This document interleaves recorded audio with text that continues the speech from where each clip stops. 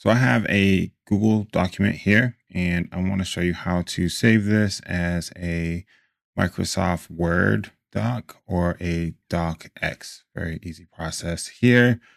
All we need to do is go into File, and inside of File, you're going to go down to Download.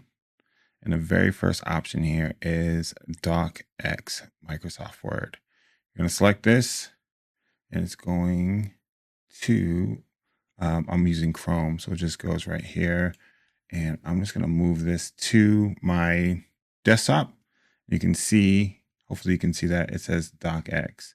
Now, if I click to open this, since I don't have Microsoft Word, it's going to try to open in whichever, however it can. I don't even have Microsoft.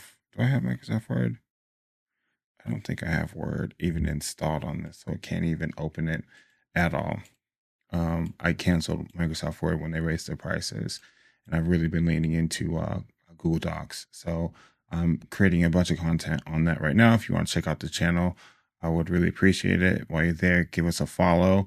But yeah, that is how you're going to take a Google Doc here and turn it into a docx here. Hope it helps. See you next time.